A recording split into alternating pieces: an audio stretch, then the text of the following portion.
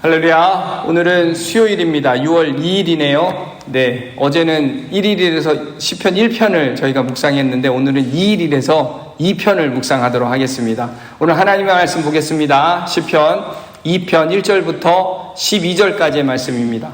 제가 가지고 있는 구약 성경 805페이지에 있습니다. 시편 2편 1절부터 12절까지의 말씀 다 찾으신 줄 알고 한 목소리로 함께 읽도록 하겠습니다. 어찌하여 이방 나라들이 분노하며 민족들이 헛된 일을 꾸민가? 세상의 군왕들이 나서며 관원들이 서로 꾀하여 여호와의 그의 기름 부음 받은 자를 대적하며 우리가 그들의 맨 것을 끊고 그의 결박을 벗어 버리자 하는도다. 하늘에 계신 이가 웃으시며 주께서 그들을 비웃으시리로다. 그때에 분을 바라며 진노하사 그들을 놀라게 하여 이르기를 내가 나의 왕을 내 거룩한 산 시온에 세웠다 하시리로라. 내가 여호와의 명령을 전하노라. 여호와께서 내게 이르시되 너는 내 아들이라. 오늘 내가 너를 낳았도다. 내게 구하라. 내가 이방 나라를 내 유업으로 주리니 내 소유가 땅끝까지 이르리로다. 내가 철장으로 그들을 깨트리며 질그릇같이 부수리라 하시도다. 그런즉 군왕들아 너희는 지혜를 얻으며 세상의 재판관들아 너희는 교훈을 받을지어다. 여호와를 경외함으로 섬기며 떨며 즐거워할지어다. 그의 아들에게 입맞추라. 그렇지 아니하면 진노하심으로 너희가 길에서 망하리니 그의 진노가 급하심이라. 여호와께서 피하는 모든 사람은 다 복이 있도다. 아멘. 아멘. 오늘은 영원한 경영이라는 제목으로 함께 말씀을 나누도록 하겠습니다. 대학교에 처음 입학했을 때 경영학이라는 학문을 보고 무엇을 구체적으로 공부하는지 잘 몰랐습니다. 단순히 경영이라고 하면 사업을 잘 하기 위해서 배우는 학문 정도, 그 정도 상식 수준에서 이해를 했고 그렇게 수업에 임했던 기억이 있습니다. 그런데 이 경영이라는 단어에는 포괄적인 의미가 이렇게 담겨져 있습니다. 기업이나 사업을 관리하는 그 운영하는 것 이외에도 기초를 닦고 계획을 세워서 어떤 일을 잘 해나가는 것, 계획을 세워서 집을 짓기도 하고 또 일정한 목표를 달성하기 위해서 인적 자원이나 이런 물질 자원을 결합한 조직 또는 활동을 뜻한다라고 포함하고 있습니다. 또 영어로는 매니지먼트라는 말로 쓰고 있는데 이 말의 어원을 보니까 불어의 라마라는 이 손이라는 단어에서 그 유래가 되었다고 합니다. 그리고 이태리어는 매니지아이레라고 해서 정돈하다라는 단어에서 유래가 되었다고 합니다.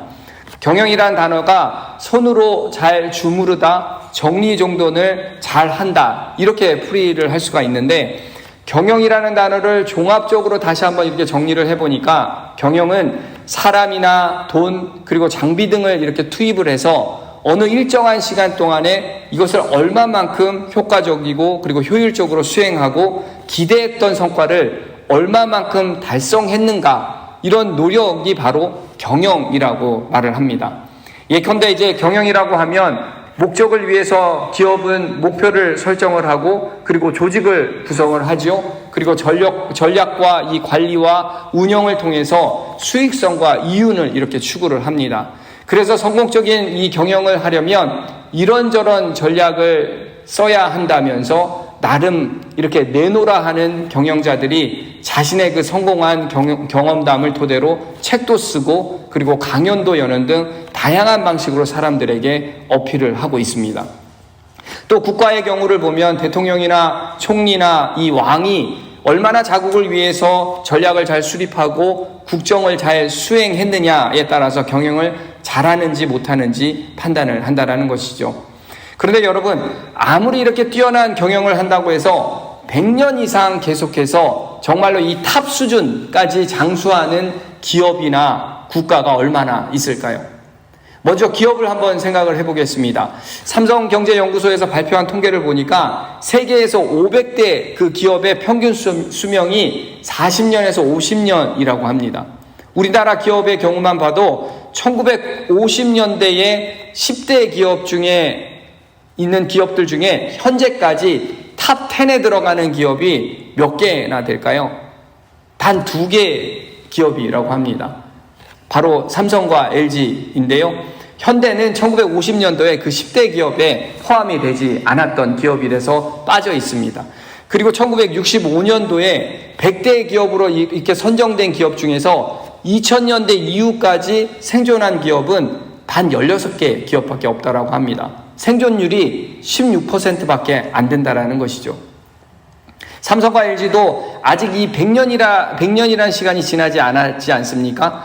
만약에 100년 동안 향후 어떻게 될지 우리가 지켜봐야 되지만 꾸준히 성장하고 정말로 탑 수준에 있는 세계적인 기업으로 이렇게 지속되고 발전되고 있는 것은 저희들이 지켜봐야 할 문제라는 것입니다. 이처럼 우리가 통계적으로 보면 세상의 기업은 100년을 넘기가 굉장히 어렵다라는 이런 결론을 우리가 낼 수가 있습니다. 국가도 한번 생각을 해보면 성경에 나오는 제국들이 흥망성쇠를 우리가 성경을 통해서도 알 수 있지만 역사적으로 15세기 이후에 세계를 주름잡았던 국가는 바로 스페인과 포르투갈이었습니다. 근데 그 두 국가가 해상을 장악하면서 강력한 국가였지만 17세기, 18세기에 들면서 쇠락하게 되었고 영국이라는 강력한 국가가 다시 세상에 드러나게 되었습니다. 이렇게 산업화를 거치면서 강대국이 되었고 대혁명을 거친 이 프랑스가 또 강력한 국가가 되었습니다. 1차와 2차 세계대전을 끝으로 이 유럽의 맹주들의 그 파워가 지금 우리가 살고 있는 미국으로 넘어오게 되었고 지금까지 미국이 전 세계에 가장 영향력을 미치는 국가가 되었고 이렇게 존속되고 있다는 것입니다. 이처럼 역사적으로 우리가 보면 세기를 거치면서 세계를 주름잡는 국가들이 계속해서 바뀌었다라는 것입니다. 즉 영원한 국가는 강력한 국가가 존재하지 않음을 우리는 또 역사를 통해서 우리가 잘 알 수 있다는 것이죠. 이처럼 기업이나 국가나 그리고 아무리 뛰어난 사람이 경영을 한다고 해도 100년을 꾸준하게 성장시키고 지속시킨다라는 것은 어려운 것이고 오히려 사라지지 않고 버텨내는 것조차 힘든 것이 우리는 통계적으로 그리고 역사적으로 알 수가 있다는 것입니다. 인간의 능력에는 분명 한계가 있을 수밖에 없다라는 것이죠. 그런데 여러분 이렇게 통계와 역사는 시간이 지나고 나서야 우리가 데이터를 분석하면서 알 수가 있는데 우리가 보고 있는 이 성경에는 어떤 일들이 일어나기 전에 그 진리와 해답을 우리에게 제시하고 있다라는 것이죠. 성경은 우리들에게 막연한 이런 추상적인 개념을 알려주는 것이 아니라 실질적으로 우리 삶 속에서 우리들이 느끼고 깨닫게 하고 또 적용할 수 있는 지혜를 제공한다라는 사실입니다. 우리가 말씀을 묵상하면 또 묵상할수록 세상에서 얻을 수 없는 그 지혜와 훨씬 더 높은 차원의 그 해답을 우리가 얻게 된다라는 것이죠. 여러분 이 말에 동의하십니까? 네, 아멘이시죠. 오늘 우리가 읽은 이 시편 2편은 세상 사람들이 무언가를 만들기 위해서 끊임없이 움직이고 그리고 바쁘게 뛰고 또 조직을 잘 구성해서 경영을 한다고는 하지만 모든 것이 허사임을 말씀하고 있습니다. 영원한 경영을 하려면 그렇다면 우리가 어떻게 해야 하는지도 우리들에게 말씀하고 있는데요. 오늘 주신 말씀을 통해서 우리 함께 그것을 정리해 보도록 하겠습니다. 먼저 1절 말씀 한번 보겠습니다. 어찌하여 이방 나라들이 분노하며 민족들이 헛된 일을 꾸미는가? 1절 말씀은 이 세상의 정체성을 반어적인 질문을 표현하면서 이방 나라들, 1차적으로는 하나님의 그 선택에서 제외된 그 나라들이 분노한다라고 말하고 있습니다. 이 분노한다라는 말의 그 히브리 원어는 라게시라는 단어인데요. 이 라게시라는 단어의 뜻이 떠들썩한 모습을 나타내는 이러한 단어입니다. 마음속에 원한을 표출하면서 불만을 토로할 때 쓰여지는 이런 단어입니다. 이 시편 기자는 소란하고 마구 끓어오르는 이 세상, 계속해서 폭발하는 세상을 표현하고자 하는 의도가 담겨져 있다는 것입니다. 하나님의 선택에서 제외된 나라들이 무언가를 계속 만들어내기 위해서 계속해서 확장하고 경영하는 세상, 결코 조용하지 않음을 말하고 있다는 것이죠. 어쩌면 우리가 살고 있는 바로 이 세상도 바로 이런 모습이 아닐까라는 생각을 해봅니다. 끊임없는 소란과 그 사건 사고들이 곳곳에서 지금 발생하고 있지 않습니까? 그런데 여러분, 왜 세상의 사람들이 무언가를 이루기 위해서 요란하게 그리고 끊임없이 움직이고 바쁘게 뛰는 것이 헛되다라고 말하고 있는 것일까요? 왜 모든 일들이 허사가 된다라고 시편 기자는 우리들에게 말하고 있는 것일까요? 당연히 정답은 그들 중심에 하나님이 없다라는 것입니다. 세상 관점에서 경영하는 사람들은 하나님이 원하는 삶과 그리고 정반대되는 삶을 살고 하나님과 그 하나님의 사람을 대적하면서 하나님의 존재를 절대 인정하지 않고 있다라는 것입니다. 그래서 2절과 3절 말씀에 이렇게 기록합니다. 세상의 군왕들이 나서며 관원들이 서로 꾀하여 여호와의 그의 기름 부음 받은 자를 대적하며 우리가 그들의 맨 것을 끊고 그의 결박을 벗어 버리자 하는도다. 이방 나라의 왕들은 하나님께서 기름 부어 세우신 왕 다윗과 그의 왕국을 대적했습니다. 사실 인간은 태초의 타락으로 인해서 죄성을 가지게 되었고 그로 인해서 사람들의 마음에는 선보다는 악한 생각이 크게 자리 잡게 되었습니다. 그렇게 악한 생각을 하다 보니까 근본적으로 선하신 그 하나님을 싫어하게 되고 하나님을 대적하게 된다는 것이죠. 그러다 보니까 하나님의 그 통치를 억압과 속박으로 이렇게 여기게 되는 것이고 그 하나님의 그늘에서 벗어나려고 했던 것이었습니다. 그런 그들의 그 이적 행위에 대해서 하나님은 분노를 4절과 5절 말씀을 통해서 나타내 보이십니다. 하늘에 계신 이가 웃으시며 주께서 그들을 비웃으시로다. 그때에 분을 바라며 진노하사 그들을 놀라게 하여 이르시기를. 하나님 눈에는 땅의 왕들이 당신을 대적하고 당신의 그 통치를 억압과 속박으로 여기고 벗어나려고 안간 힘을 쓰는 모습이 가소로워 보였던 것입니다. 그래서 하나님은 그런 행위를 심판하시기 이전에 그들을 비웃으신 것이고 교만방자한 그들을 향해서 진노하셨던 것인데 그 결과 그들은 예상치 못한 진노에 크게 놀랐던 것이었습니다. 결국 자신들의 그 힘만 믿고 자신들의 그 경영법으로 모든 것이 술술 잘 풀릴 것이라고 생각을 했는데 하나님과 하나님의 사람을 대적해도 충분히 이길 수 있다라고 생각을 했었는데 하지만 생각처럼 자신들의 그 의도대로 일이 풀리지 않았고 거기에 예상치 못한 하나님의 진노가 자신들에게 임하자 크게 당황했다라는 것입니다. 여러분, 이 말이 우리들에게 무엇을 시사하는 것입니까? 결국 세상의 경영도 우리들만의 그 방식이 아니라 하나님의 방식으로 경영해야 한다는 것입니다. 하나님을 의지하고 하나님의 뜻에 맞게 경영해야 일이 잘 풀리게 되는 것이고 또 롱런할 수 있는 지혜가 주어진다라고 말씀하고 계신 것입니다. 그렇다면 하나님께서 우리들에게 제시하는 그 경영의 해답은 무엇이고 그리고 영구적인 경영 방법은 무엇일까요? 시편 기자가 말하는 영원한 경영의 해답의 첫 번째는 바로 하나님이 세우신 영원한 왕 예수 그리스도라고 말씀하고 있습니다. 6절 말씀 함께 보겠습니다. 내가 나의 왕을 내 거룩한 산 시온에 세웠다 하시리로다. 여기에 나의 왕이란 하나님의 그 기름 부음 받은 자를 가리키는 말입니다. 1차적으로는 다윗을 지칭하고 있습니다. 그리고 시온이라는 말은 예루살렘을 또 지칭하는 말이죠.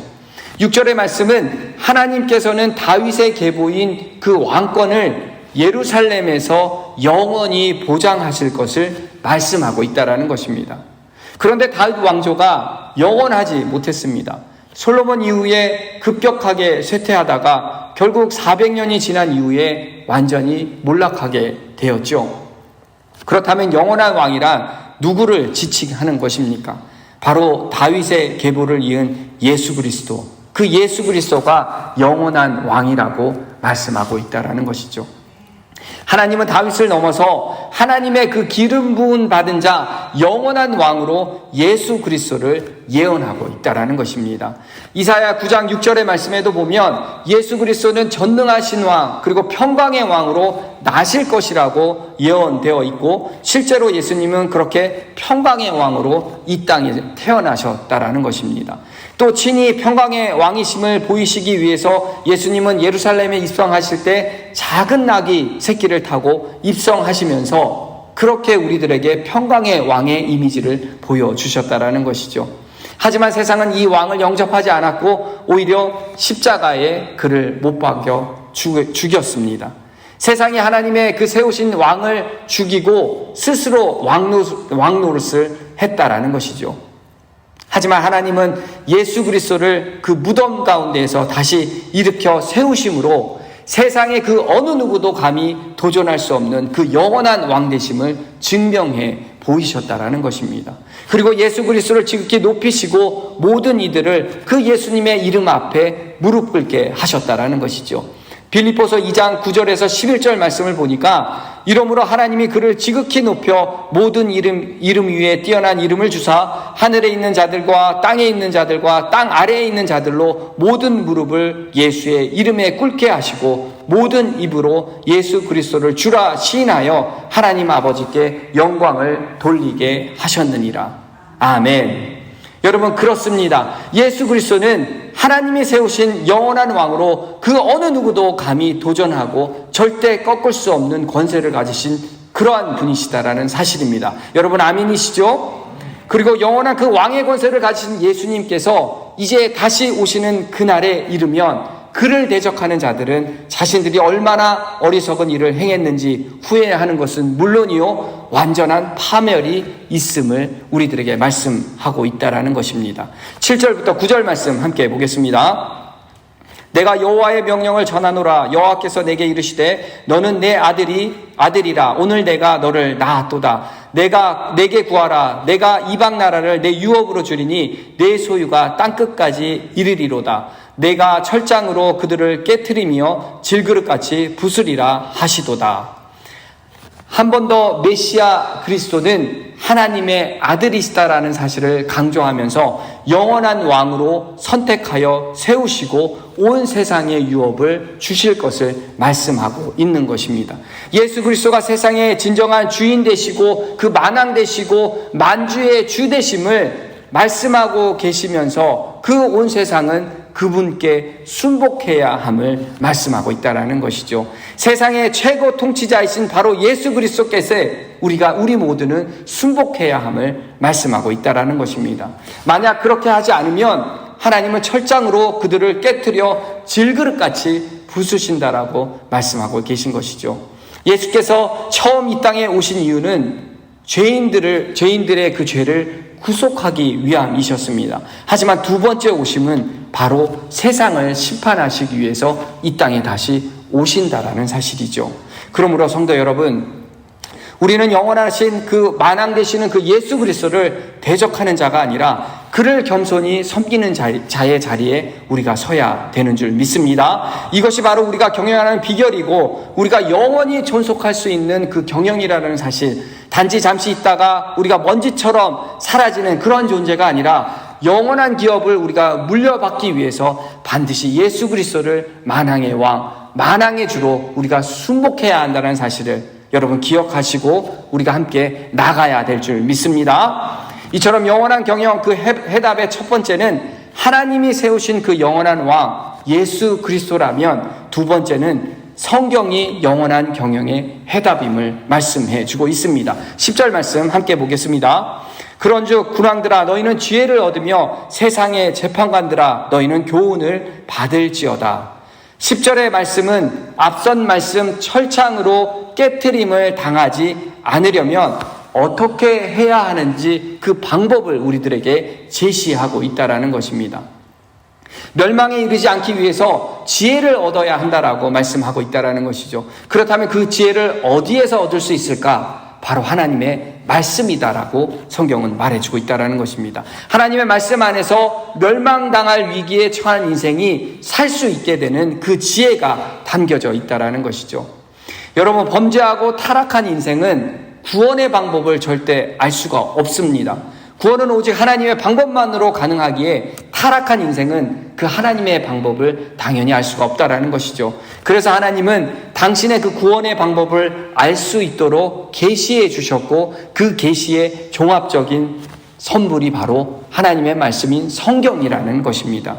그렇게 성경의 말씀을 알지 못하면 그 어느 누구도 구원에 이르지 못할 것이고, 영원한 경영에 대한 해법도 찾아낼 수 없다라는 것이죠.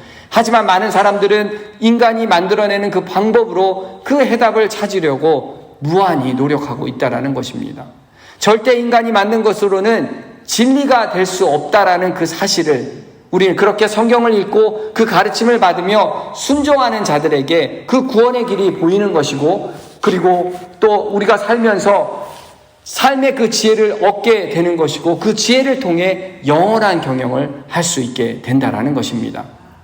그렇게 여러분, 왜 우리가 날마다 성경을 읽고 또 읽고 묵상하면서 깨달아야 하는지, 그 성경 안에 구원의 길, 바로 예수 그리스도를 우리가 발견할 수 있게 되는 것이고, 그것을 믿고 영생을 얻을 수 있다라는 사실, 그리고 영원한 경영을 이루어낸다라는 그 해답이 성경 안에 있다라는 사실을 반드시 기억해야 될 줄 믿습니다. 이처럼 영원한 그 경영의 해답, 첫 번째는 하나님이 세우신 영원한 왕 예수 그리스도라면, 두 번째는 성경이 영원한 경영의 해답을 제시해 준다라는 것입니다. 그리고 마지막 세 번째는 예수 그리스도께 입맞추고 하나님의 경외하는 자가 되어야 할 것을 말씀하고 있는데요. 11절과 12절 말씀 함께 보겠습니다.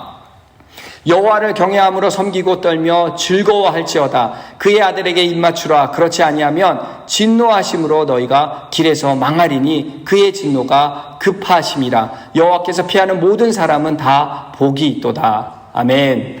먼저 여호와의 하나님을 섬김에 있어서 성도인 우리들이 가져야 할 태도를 두 가지를 말씀하고 있는데요.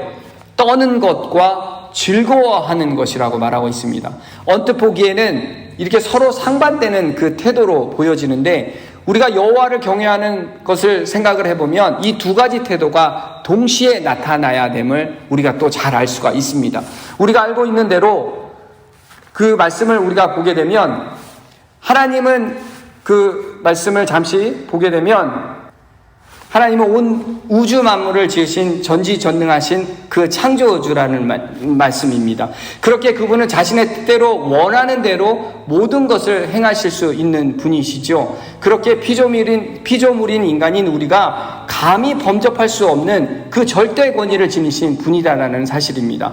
그래서 시편 89편 7절 말씀을 보니까, 하나님은 거룩한 자의 모임 가운데서 매우 무서워할 이시며 둘러있는 모든 자 위에 더욱 두려워할 이신이다 라고 말씀하고 있습니다. 이처럼 하나님을 경외하는 자가 하나님에 대한 그 경건한 두려운 마음을 가지는 것은 당연하다라는 것이죠. 이와 더불어 하나님은 당신을 경외하는 사람들에게 늘 예비하시고 놀라운 은혜를 베푸시는 분이다라는 것입니다. 당신에게 순복하는 자들에게 긍휼을 베푸시기에 하나님은 경외하는 자가 즐거워하는 자라고 그렇게 말씀하고 있다라는 것이죠. 그렇게 하나님은 하나님을 경외하는 구체적인 방법으로 그의 아들에게 입맞추라고 말씀하고 있습니다. 입맞춘다라는 그 의미는 상대방을 받아들인다라는 의미로 이렇게 우리가 해석할 수가 있다라는 것인데요. 예수님께서 말씀하신 그 탕자의 비유를 우리가 생각하면 그 의미를 좀 더 정확하게 우리가 알 수가 있습니다. 자기의 그 삶에서 탕자가 집으로 우리가 돌아왔을 때 아버지는 아들을 제일 먼저 했던 것이 안고 입을 맞추었다라는 것입니다. 누가복음 15장 20절 말씀을 보니까 아버지가 그를 보고 측은히 여겨 달려가 목을 안고 입을 맞추니 라고 성경이 기록하고 있습니다. 아버지는 아들을 아무 조건 없이 받아들였다라고 표현하고 있다는 것이죠. 그러므로 하나님은 온 세상의 그 왕으로 세우신 그 예수 그리스도에게 입을 맞추는 것은 그를 자신의 왕으로 수용한다라는 의미가 포함되어 있다는 것입니다. 그리고 입맞춤은 사랑의 표현으로 말씀하고 있는데요. 막달라 마리아가 예수님을 어떻게 대했습니까? 누가복음 7장 36절에 보면 예수에 대해 그 발 곁에 서서 울며 눈물로 그 발을 적시고 자기 머리털로 닦고 그 발에 입 맞추고 향유를 부으니, 예수님을 만나기 전에 7 귀신에 붙들려서 끊임없이 어둠 속을 헤매며 살았던 그녀에게 예수님께서 찾아오셔서 귀신을 쫓아내시고 새로운 삶을 열어주셨습니다. 그녀에게 영적인 눈을 뜨게 해주신 그 예수님에 대한 사랑과 감사가 그녀에게는 마음 가득히 자리 잡고 있었다라는 것이죠. 그러므로 그 아들에게 입맞추라라고 하는 것은 예수 그리스도를 자기의 삶의 왕으로 인정하고 영접하며 사랑하고 그에게 전적으로 충성하고 복종하는 것을 말한다라는 것입니다. 이것이 바로 하나님을 경외한다라는 것이죠. 사랑하는 성도 여러분, 지금 우리는 굉장히 소란하고 마구 끓어오르는 이 세상, 그리고 계속적으로 폭발하고 있는 이 세상, 조용할 날이 없는 이 세상에서 우리가 살고 있습니다. 하나님의 진노가 곧 임박할 때에 우리가 살고 있고, 하나님의 그 심판의 날도 곧 도래할 수 있는 그러한 시대에 우리가 살고 있다고 말을 해도 과언이 아닐 것입니다.